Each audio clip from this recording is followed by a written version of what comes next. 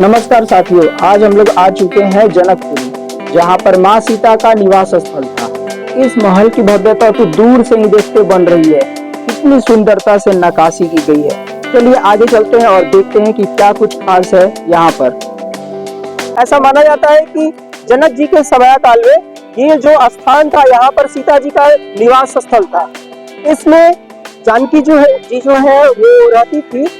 और यह पूरा का पूरा मंदिर जो है, जो मंदिर का है या फिर उनका महल का है, इसका पुनर्जीर्णोद्धार जो है वो टीकमगढ़ की रानी ने इसको करवाया था लगभग 1911 ईस्वी के समय में। और जो इसकी अंदर जो सीता जी की मूर्ति रखी हुई है वो कम से कम हजारों साल पुरानी है, ऐसा मान्यता में बताया गया है। शुक्रदेव नाम के एक व्यक्ति थे जिन्होंने इसको बाद में इसको खोजा, और खोजने के बाद में ऐसे खोजा ठीक है वैसे इसको खोजा, और इसको खोजने के बाद में यहाँ पर जो है इसकी स्थापना कराई गई। भीतर चलेंगे और देखेंगे कि और क्या इसके अंदर की चीजें हैं, क्या भव्यता है, उसके बारे में जानकारी जो होगी उस प्रकार से हम लोग अपडेट करते रहेंगे आप सबको। यहाँ पे बहुत ज्यादा आवाज है, हम लोग आगे बढ़ेंगे तो इसके डिटेल्स हम आप लोगों से शेयर करेंगे। फिलहाल में आप देखिए यहाँ पर चारों तरफ ये जो विवाह मंडप है, उसकी एंट्री के लिए जो टिकट लगता है उसको लेकर के हम लोग अंदर जाएंगे। एक कथा के अनुसार जब जनक जी ने देखा था कि जो उनकी पुत्री है वो पिनाक नाम का धनुष, जो कि अपने आप में बहुत ज्यादा हैवी था, उसको उठा करके वो पूरा जो स्थान था जहाँ पे वो धनुष रखा हुआ था उसकी उन्होंने सफाई कर दी। जनक जी को आश्चर्य हुआ कि इतनी भारी धनुष को सीता जी कैसे अपने हाथों से उठा ली, और उन्होंने अपने मन में निश्चय किया कि माँ सीता का जो स्वयंवर है वो कराने पर यही एक टारगेट रखा जाएगा कि जो धनुष को उठा लेगा अपने हाथों से, प्रत्यंचा चढ़ा देगा उस धनुष के ऊपर में, उसी से मैं अपनी पुत्री का विवाह करूंगा। और यह प्रतिज्ञा जो राजा जनक का था उसका स्वयंवर जिस स्थान पे हुआ था, अभी हम लोग उस स्थान पर मौजूद है। यहाँ स्वयंवर हो रहा है। राम जी सीता जी जयमाल स्टेज पर बैठे हुए हैं। एक तरफ राजा जनक जी की फैमिली है तो दूसरी तरफ राजा दशरथ जी की फैमिली।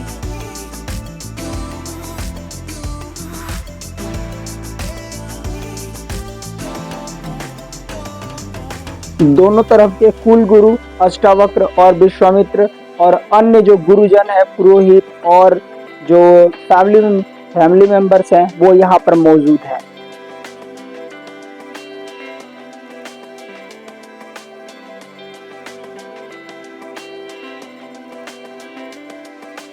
आप यहाँ से निकल करके ऑड नंबर की काउंटिंग में परिक्रमा लगा सकते हैं।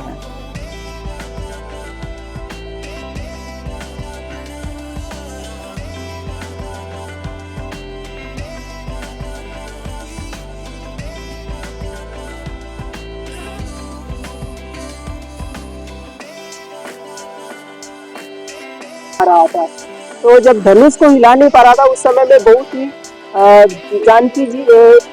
जानकी जी की जो माता जी है वो बहुत ही परेशान हो गई कि लगता है कि मेरी पुत्री का विवाह नहीं हो पाएगा। उस समय में जो जनक जी है उन्होंने विश्वामित्र जी के कहने पर लक्ष्मण जी राम जी को बोलते हैं कि आप जाइए और प्रयास कीजिए धनुष को जो प्रत्यंचा है उसको चढ़ाने का। राम जी उठते हैं और धनुष की प्रत्यंचा को चढ़ाने के लिए जाते हैं, और प्रत्यंचा चढ़ाने के क्रम में जो धनुष है वो टूट जाता है। तो यह वो स्वयंवर स्थान है जहाँ पर माँ सीता का स्वयंवर हुआ था। आइए अब चलते हैं वो स्थान पर जो कि फुलवारी का क्षेत्र है।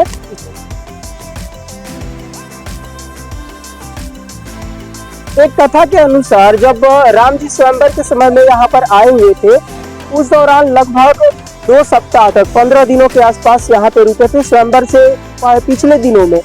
तो सीता माता का ये जो स्थान है वो फूल तोड़ने आती थी भगवान शिव की पूजा करने के लिए, और बगल में ही राम जी की फुलवारी में टहल रहे थे। दोनों के आंखें मिलती है, नैने मिलते हैं और दोनों में प्यार हो जाता है।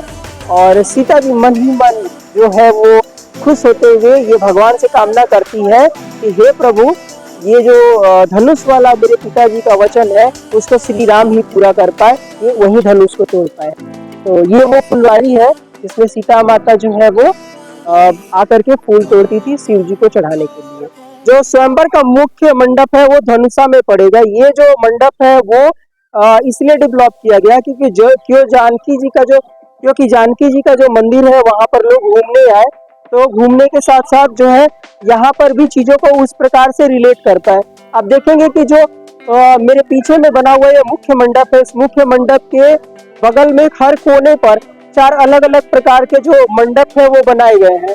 यह एक्चुअली में जो हिंदू धर्म में विवाह होता है तो उसमें एक रीति आती है जिसमें विवाह के अगले दिन कोहबर में लोग जाते हैं। तो एक प्रकार का जो कोहबर है, अलग अलग जो 4 पुत्र थे दशरथ जी के, उनके जो विवाह हुए थे, विवाह के बाद जो कोहबर के रूप में ये चारों कोने पर बने हुए जो स्थान है वहां पर वो गए हुए थे। यह जो मुख्य स्थान है जहां पर स्वयंवर हुआ था उस स्थान पर भी हम लोग जाएंगे, जो कि यहाँ से लगभग 14 किलोमीटर की दूरी पर है। दरवाजे के ऊपर शेर बने हुए हैं, इनके आंखों में मड़ी लगाई गई होती थी, जिसके कारण से कोई भयानक जानवर आते थे तो वो दूर से ही चले जाते थे और जो महल है उसके अंदर में एंट्री नहीं कर पाते थे। आप जो नक्काशी देख रहे हैं यह 18वीं और 19वीं सदी के घरों और महलों की ट्रेंडिंग डिजाइन थी। बाहर धीरे धीरे भीड़ बढ़ती जा रही है। मंदिर 8 बजे दिन से 8 बजे रात तक खुला रहता है। बीच में 12 बजे से 4 बजे तक मुख्य मंदिर बंद रहता है। मंदिर का कैंपस बहुत बड़ा है, छत से देखने पर तो और भव्य लगता है। देख सकते हैं कितनी बारीकी से इसके ऊपर में काम किया गया होगा। हर तरफ में डिजाइनिंग बनाई गई है पूरे दीवारों पर।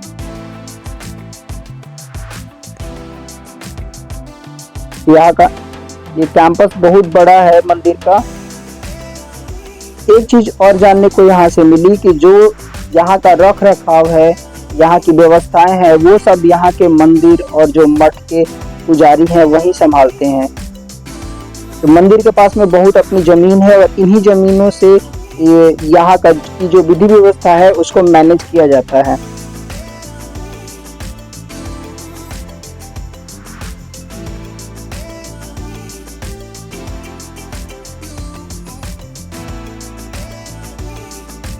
जानकी जी के जन्म से लेकर के उनके पालन पोषण से संबंधित जो भी जानकारियां थी वो इस पूरे के पूरे देश में यहाँ पे दिखाई जा रही है। यहाँ पे हलेश्वरी महायज्ञ लिखा गया है। हल जब जोता जा रहा था, जब उस समय में ये पुत्री की प्राप्ति जैसे जनक जी को होती है। आप देखिए इसमें अगला जो सीन है, इसमें जो है वो बधाई गान जो पुत्री के रूप में स्वीकार करने के बाद में जो सीता जी के घर में जो जनक जी के घर में बधाई संगीत गाया जा रहा है। सभी महिलाएं बैठी हुई है, ढोल ये सब ले करके बजाया जा रहा है गान बजा। यहाँ पे जो हमारा जनक जी जो है वो बचपन में गोद में लेकर के सीता माता को खिला रहे हैं और इसका एक दृश्य जो है वो यहाँ पे चित्रित किया गया है और मूर्ति के रूप में दिखाया गया। अगला जो एक दृश्य है, इस दृश्य में माता जी जो है वो शयन करा रही है पुत्री को, सीता माता को। सीता माता पुत्री थी इस समय का एक दृश्य जो है वहाँ पर दिखाया गया। जो मिथिला पेंटिंग का एक उत्कृष्ट नमूना यहाँ भी आप देख सकते हैं। अलग अलग प्रकार की जो मिथिला पेंटिंग्स है उससे रिलेटेड जो भी चीजें हैं वो मिथिला पेंटिंग जो है उसके माध्यम से चित्रित किया गया है।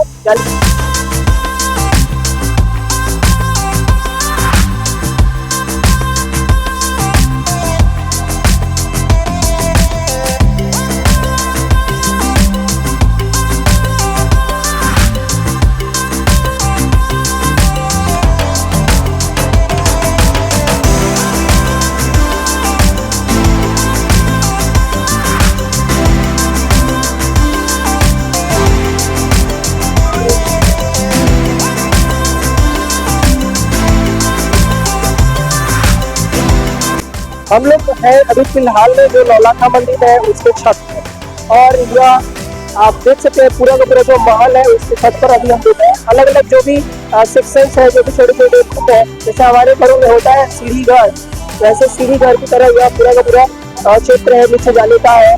अलग अलग रूम बने हुए हैं ऊपर भी। तो इन सभी रूमों में जो है वो अलग अलग जो कलाकृतियाँ है वो पेश की गई है। अब हम लोग नीचे अंडरग्राउंड में जा रहे हैं। यह अंडरग्राउंड का रास्ता इस प्रकार से बनाया गया होता है कि आप सीधे महल के बाहर निकल सकते थे। यहाँ पे बहुत सारे जो ज्वेलरी है, जो ड्रेस है, जो उस यूज किए जाते थे उस वो यहाँ पे रखे गए हैं। आपको बताते चले कि यह पुराने महल का जीर्णोद्धार स्वरूप है, लेकिन इसी स्थान पर सीता जी के पिता जनक, माँ सुनैना, इनके चाचा कुशध्वज और अपनी बहनें उर्मिला, मांडवी, सुतकृति के साथ यहाँ पर रहती थी। देख सकते हैं यहाँ पर जो ड्रेसेस हैं, जो अलग अलग जो यहाँ पे जो हार है, गले के अलग अलग प्रकार के आभूषण है। आप अभी फिलहाल में भी अगर कोई गांव में या फिर देख सकते हैं इस प्रकार की जो चीजें होती है वो इस्तेमाल कहीं कहीं पर होती है। सौंदर्य प्रसाधन की अलग अलग चीजें जो है वो यहाँ पर मौजूद है। और अभी फिलहाल में अब है हम लोग महल के गलियारे में। ये महल का जो गलियारा है, इस गली में अलग अलग जो रूम है, जैसे कि एक रूम है और इस रूम के अगल बगल में जो किनारे किनारे है बाहर के क्षेत्र में, वहाँ भी ये गलियारा बना हुआ है। और यहाँ पर ये देखिए, ये बहुत गलत चीज है। लोग अपने प्यार का इजहार इस रूप में R+R, KP और ये सब अलग अलग जो नाम है प्यार का इजहार इस रूप में ये करते हैं। यहाँ पर आकर के कहीं ना कहीं ये पब्लिक जो प्रॉपर्टी है उसको हानि पहुंचाना हुआ और इस तरीके से जो हमारे धरोहर है, जो भी चीजें हैं उनको भी हम लोग क्षति पहुंचाते हैं। तो कहीं ना कहीं अगर इस प्रकार के जो कार्य है वो किए जाते हैं किसी के द्वारा, तो वो गलत है, ऐसा नहीं करना चाहिए। अपने प्यार के इजहार का कोई और तरीका है, उसको इस्तेमाल कर ले। और ये निशानी बनाने का क्या कुछ कोटेशन, कुछ शायरी भी यहाँ पर लिखा हुआ है। तो कहीं ना कहीं ये वो चीज है, ये मैं समझता हूँ कि ऐसा नहीं होना चाहिए। कम से कम जो हमारी जो पौराणिक धरोहर है वहाँ पर ऐसे कार्य होते हैं वो शोभा नहीं देते। तो ये मंदिर टीकमगढ़ की रानी ने बनवाया है। पहले इसके जितने लोहे हैं सब में राजा जनक के पीरियड में गोल्डन लगा हुआ है, जो अब कैसे ध्वस्त हुआ इसकी जानकारी नहीं है।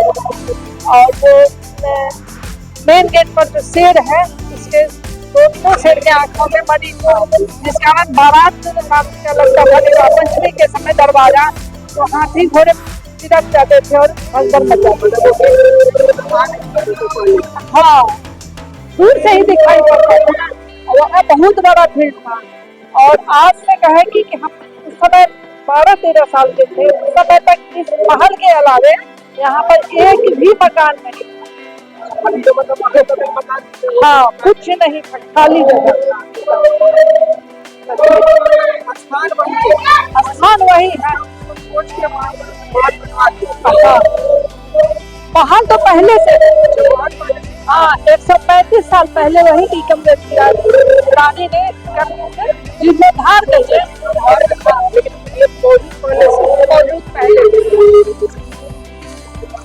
के ऊपर जितना है गोल्ड किया हुआ सब अहिल्याबाई का। और अभी मोदी थोड़ा सा लेकिन पीछे तक नहीं है। सबसे बड़ी विशेषता है कि इतना खाने के बाद, जबकि नेपाल जो होता है वो आता है भूकंप प्रभावित क्षेत्रों में, क्षेत्र में आता है, उसके बावजूद इसको कुछ नहीं होता है। उस समय का कितना मतलब स्ट्रॉन्ग टेक्नोलॉजी रहा होगा। चोर नहीं था, सही बोला।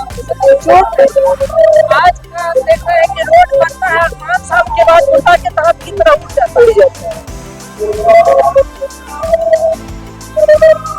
हम भी आए हैं 35 साल पहले, यहाँ मतलब तो उस समय बना हुआ नया बना था, लेकिन टिकट वगैरह नहीं था।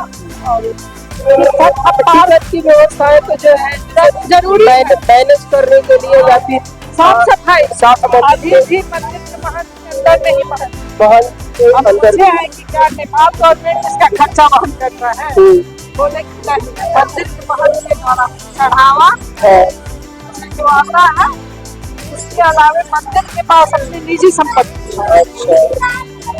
मतलब खेत वगैरह कुछ वगैरह, उससे जो कमाई आता है उसी सब मैनेज होता है। लेकिन अभी नोटिस किया ना, पूरा अंदर आए जहाँ भी कहीं भी सिक्योरिटी गार्ड आपको नहीं दिखेगा, हर जगह पुजारी है, महंत लोग हैं, उन्हीं के लोग हैं वो सब कंट्रोल किए। लाइन लग गया।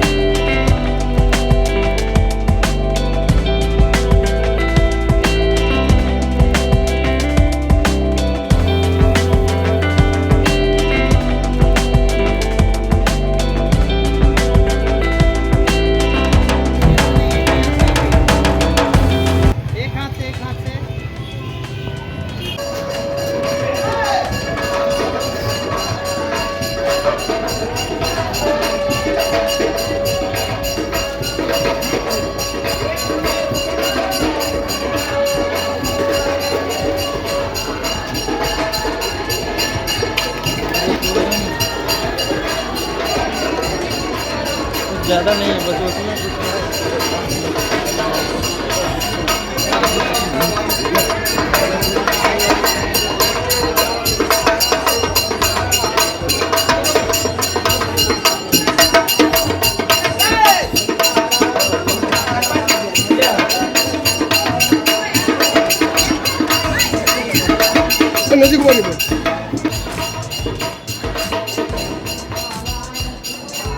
हम लोग आ चुके हैं जो जनक जी हैं उनके कुल देवी के मंदिर में, और इस मंदिर का जो नाम है वो है, क्या नाम था, राजदेवी मंदिर है।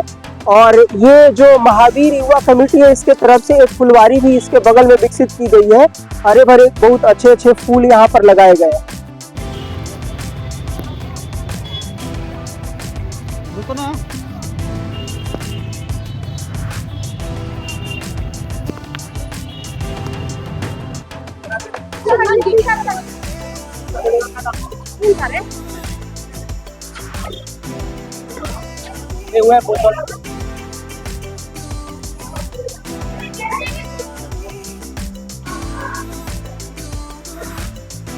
भारतीय परंपरा में जब भी कोई शुभ कार्य होते हैं तो एक प्रथा आती है जिसमें कुल देवी की यहाँ पूजा किया जाता है। कोई भी शुभ कार्य करने से पहले, जैसे विवाह, उपनयन आदि जो भी संस्कार होते हैं, तो कुल देवी के मंदिर में जाकर पूजा किया जाता है।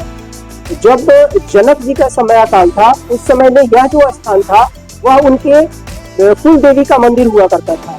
आज भी जो है इसके साक्ष्य यहाँ पर मौजूद है, और जो कुल देवी है उनको यहाँ पर स्थापित किया गया है।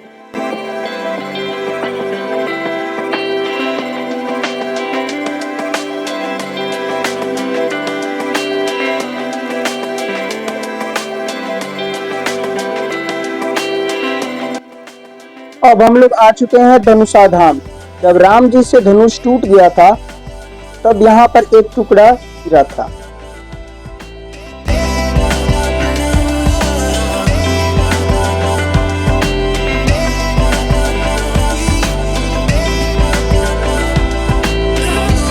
अद्भुत बात यह है कि यह टुकड़ा आश्चर्यजनक रूप से बढ़ता जा रहा है। यह देखने में रुद्राक्ष की तरह है, लेकिन शोध में पाया गया है कि ना यह लकड़ी है, ना यह पत्थर, और ना ही कोई धातु।